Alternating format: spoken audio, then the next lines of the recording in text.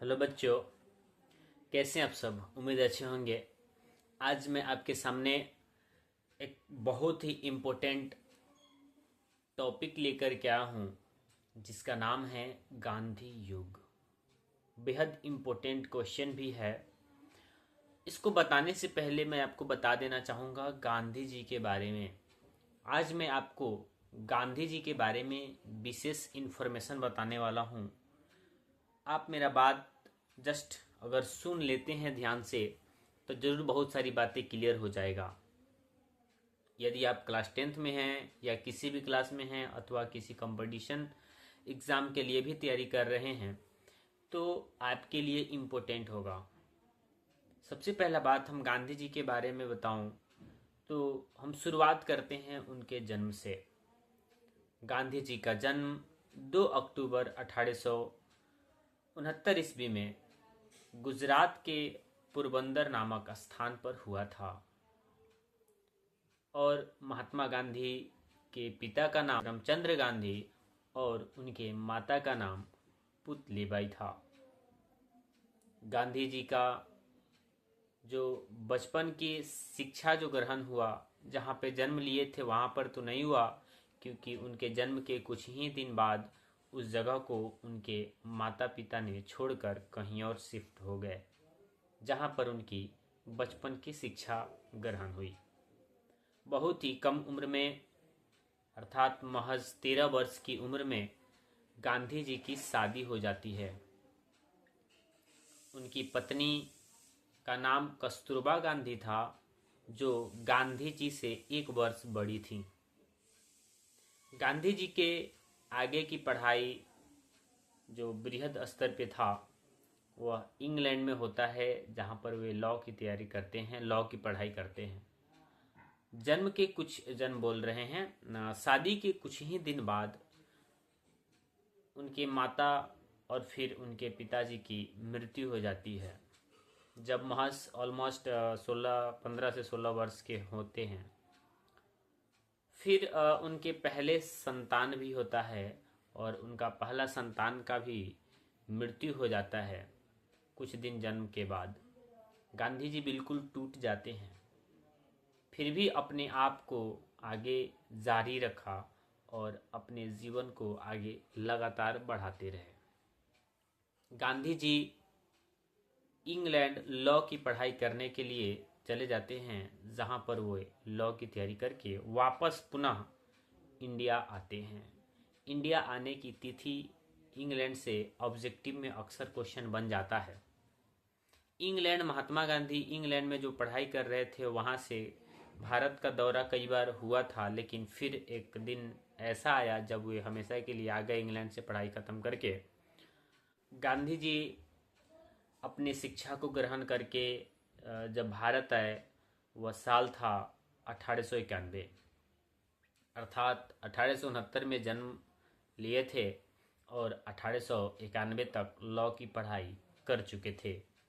अब उनको एक अच्छे नौकरी की तलाश थी, जिसकी सहायता से वे अपना आगे का जीवन जी सके।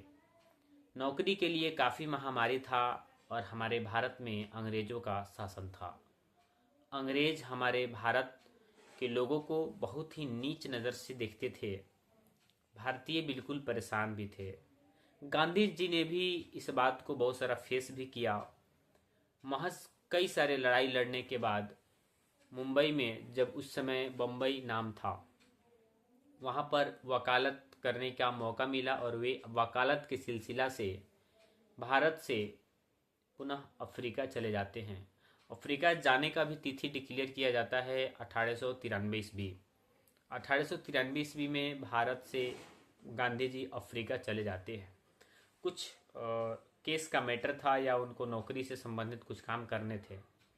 जब गांधी जी अफ्रीका जाते हैं, वहाँ पर उन्होंने कई सारे रंग भेद देखा, क्योंकि अफ्रीका में भी अंग्रेज़ों का शासन था और अंग्रेज़ वहाँ के लोगों के साथ, अफ्रीका के लोगों के साथ काफ़ी अत्याचार करते थे।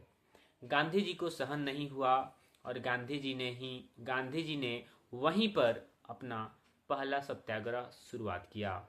अर्थात ऑब्जेक्टिव क्वेश्चन अगर पूछे कि गांधी जी ने पहला सत्याग्रह की शुरुआत कहाँ से किया, तो आंसर होगा अफ्रीका। अर्थात महात्मा गांधी अफ्रीका 1893 में जाते हैं, जहाँ पर अंग्रेजों के विरोध पहली बार उन्होंने जो रंग भेद की नीति अपनाई जा रही थी, रंग के आधार पर भेदभाव किया जा रहा था अंग्रेजों द्वारा, उसको देखते हुए गांधी जी ने प्रथम सत्याग्रह की शुरुआत कर दी और वे वहाँ पर सफल भी हुए। उनका बहुत समर्थन भी हुआ। उनका फैन फ्लोइंग पहले से था ही, अफ्रीका में भी काफ़ी बढ़ चुका था। गांधी जी भारत में 1915 में आते हैं। उस दौरान 1893 से लेकर 1815 के बीच में कई बार आना जाना लगा रहा भारत में, लेकिन परमानेंटली जब आते हैं तो वह दौर था 1915, जब हमारे भारत में भारत के साथ अंग्रेजों द्वारा काफ़ी शोषण किया जा रहा था। गांधी जी जब अफ्रीका से आ रहे थे तो उनको कई बार ऐसा फील हुआ, लेकिन एक समय की बात है जब गांधी जी ट्रेन में होते हैं, अंग्रेजों ने उनको ट्रेन से जबरन उतार दिया। गांधी जी के पास सीट होने के बाद भी, टिकट होने के बाद भी अंग्रेजों ने उनको ट्रेन से उतार दिया।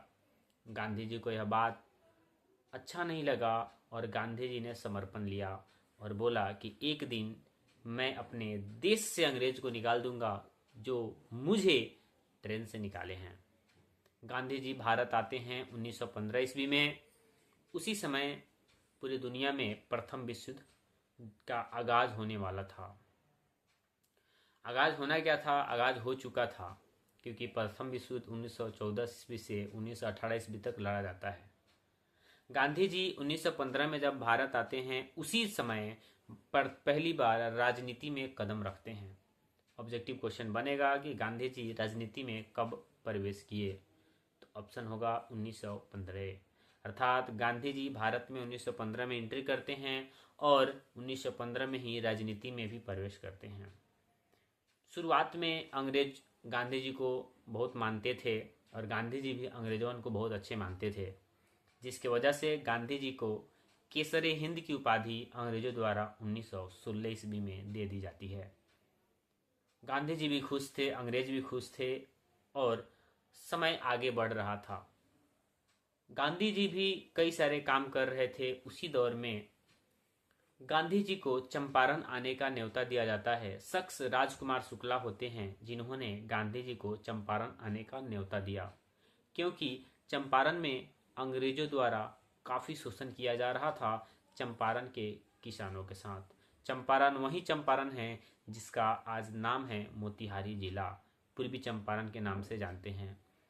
मैं भी उसी जिला से बिलोंग करता हूँ। आपको पता होना चाहिए कि गांधी जी को चंपारण आने का न्योता राजकुमार शुक्ला ने दिया। गांधी जी चंपारण में आए और पहला भारत में सत्याग्रह की शुरुआत किए, जिसका नाम रखा गया चंपारण सत्याग्रह आंदोलन। चंपारण सत्याग्रह आंदोलन की शुरुआत 1917 ईस्वी में की जाती है, यहीं पूर्वी चंपारण जिला से। इस आंदोलन का शुरुआत जब हुआ, इसका मुख्य उद्देश्य था कि हमारे चंपारण में अंग्रेजों द्वारा शोषण इस कदर बढ़ गया था कि अंग्रेज चंपारण के लोगों से जबरन नील की खेती कराते थे।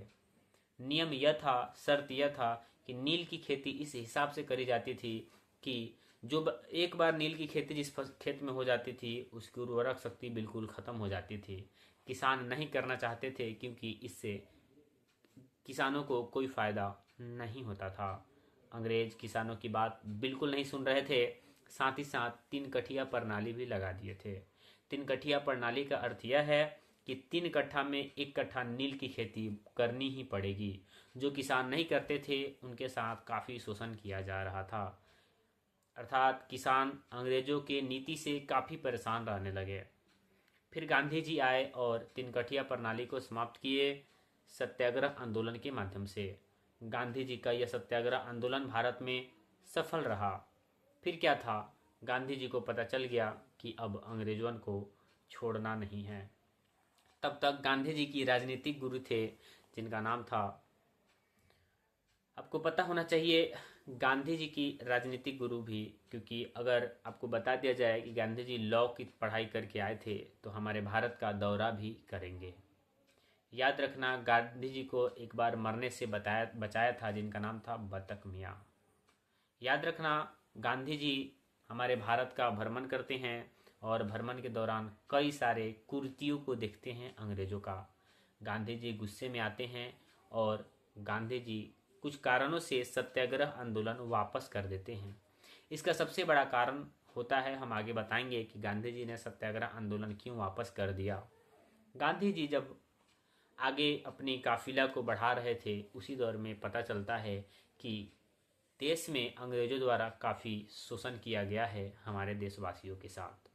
गांधी जी आंदोलन की शुरुआत करते हैं, अपनी जनता की मांग को लेकर सरकार के पास रखते हैं। सरकार उनकी बातें नहीं मानती है। फिर क्या था, गांधी जी अपने आंदोलन को लेते हुए बढ़ाते हैं और चंपारण सत्याग्रह आंदोलन के बाद समय बीतता चला गया और सविनय अवज्ञा आंदोलन बढ़ा। सबसे अहम बात तो यह है कि असहयोग आंदोलन भी इसी में जारी था। सन 1920 ईस्वी की बात है, गांधी जी असहयोग आंदोलन की शुरुआत कर देते हैं। असहयोग आंदोलन यह था कि हमारे देश में अंग्रेजों के सपोर्ट में बहुत सारे देशवासी कार्यरत थे। अंग्रेजों का सपोर्ट छोड़ना था। गांधी जी उनका विरोध करना चाहते थे। गांधी जी की बात अंग्रेज नहीं सुन रहे थे, जिसके कारण गांधी जी असहयोग आंदोलन छेड़ दिए। असहयोग आंदोलन बहुत बड़ा जन आंदोलन था, जिसमें देश के लगभग सभी लोग शामिल थे।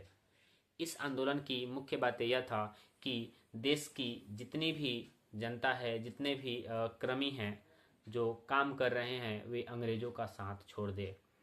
कई सारे हमारे देश के कार्यकर्ता जो अंग्रेजों के अंडर में काम करते थे, बहुत सारे वकील वकालत छोड़ देते हैं, बहुत सारे कार्यकर्ता अंग्रेजों का साथ छोड़ देते हैं। फिर आंदोलन जारी रहता है। आंदोलन पूरा देश में फैल गया। फिर क्या था, हमारे देश की जनता आगोश में आ चुकी थी, क्योंकि अंग्रेजों के शोषण से बिल्कुल परेशान थे। अंग्रेज उनके साथ, आंदोलनकर्ताओं के साथ शोषण कर रहा था, तरह तरह के अत्याचार कर रहा था। शोषणकारियों पर, क्रांतिकारियों पर गोलियां मारपीट करता था। एक जगह की बात है, यूपी में एक जगह पड़ता है जिसका नाम है चौरी चौरा। ये पुलिस स्टेशन है, जहाँ पर 1922 ईस्वी की दिन है। 1922 ईस्वी को चौरी चौरा नामक स्थान पे अंग्रेजों की सेना, अंग्रेजों के पुलिस आंदोलनकर्ताओं पे लाठियां चार्ज करने लगी बिना मतलब का। वहाँ के आंदोलनकर्ता बिल्कुल गुस्से में आ गए, क्योंकि पहले से ही अंग्रेजों के विरोध में इनके अंदर काफ़ी गुस्सा भरा हुआ था। फिर क्या था, देश की जनता काफ़ी संख्या में थी। वहाँ के पुलिसकर्मियों को उल्टा पकड़ लिया गया और वहाँ मारा गया। फिर क्या था, जेल में ही भर दिया गया और जेल में बंद करके उस जेल को आग लगा दिया गया। उस घटना को नाम देते हैं चौरी चौरा हत्याकांड। आज वर्तमान में यूपी में उसका नाम बदल दिया गया है। फिलहाल हम इतना बता दें कि चौरी चौरा हत्याकांड की घटना जब घटी तो यह दौर था असहयोग आंदोलन की शुरुआत, क्योंकि असहयोग आंदोलन जब छिड़ा था तो पूरे देश में आंदोलन शुरू हो गया था। अंग्रेज डर गए थे कि अब हमें इस देश को छोड़ना पड़ेगा।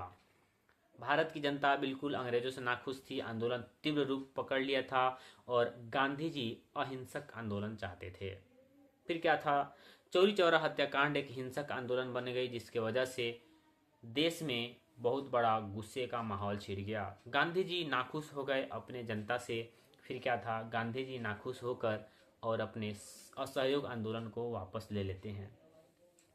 चौरी चौरा हत्याकांड की घटना कई बार पूछता है, तो याद रखना, या कई बार अलग अलग डेट भी पूछता है, तो याद रखना कि 1922 ईस्वी में चौरी चौरा हत्याकांड की घटना होती है और 1922 ईस्वी में ही असहयोग आंदोलन को गांधी जी वापस ले लेते हैं। जब गांधी जी असहयोग आंदोलन वापस ले लिए तो देश की जनता बहुत गुस्सा में आ गई, गांधी जी से नाखुश हो गई, क्योंकि अंग्रेजों के अत्याचार इतने बढ़ गए थे कि उनके साथ ये काम करना बहुत अच्छा था और नेक था। लेकिन गांधी जी को हिंसा बिल्कुल पसंद नहीं था। गांधी जी का मानना था कि कोई हिंसा कर रहा है तो उल्टा हम भी हिंसा नहीं करेंगे, हम उन्हें सत्य की पाठ पढ़ाएंगे और सत्य को पकड़े हुए उनको रोकेंगे वह गलत काम करने से, ना कि उल्टा उनको सजा देंगे। गांधी जी असहयोग आंदोलन वापस ले लेते हैं और देश की बागडोर जब आज़ादी की तरफ था वह थम सा जाता है। समय बीतता चला गया। 1925 ईस्वी में पुनः एक घटना घटित होती है जिसका नाम था काकोरी कांड। 1925 ईस्वी में काकोरी कांड के तहत क्या किया गया कि अंग्रेजों के कुछ ट्रेन में सामग्री लोड होके जा रहे थे। काकोरी नामक एक पुलिस स्टेशन होता है जहां पर भारत के महान क्रांतिकारियों द्वारा उस काकोरी नामक रेलवे स्टेशन को लूट लिया जाता है। कई सारे सामग्री भी वहां पर जब्त कर ली जाती है और एक मासूम की वहां जान भी चली जाती है।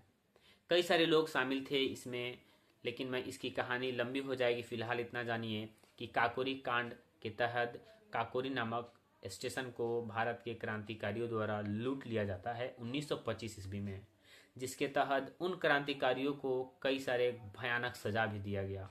कुछ लोगों को मौत की सजा दे दी गई, कुछ लोगों को काले पानी की सजा दे दी गई। मैं काले पानी की सजा से लेकर के से संबंधित मैं एक सेपरेट वीडियो लेकर के आने वाला हूँ। फिलहाल इतना जानिए, काले पानी की सजा एक बहुत ही भयानक सजा होती थी। कैदी इसके नाम से कांपने लगते थे।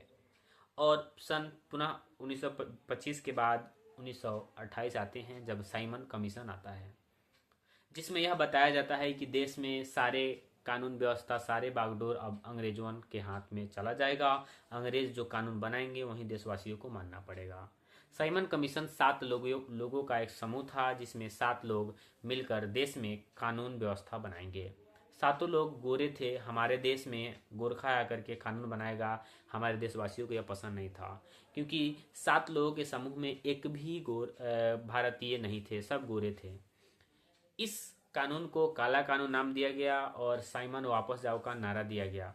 1928 में बना, 29 में भारत आया, इसे वापस जाओ का नारा दिया गया। आंदोलन जारी रहा।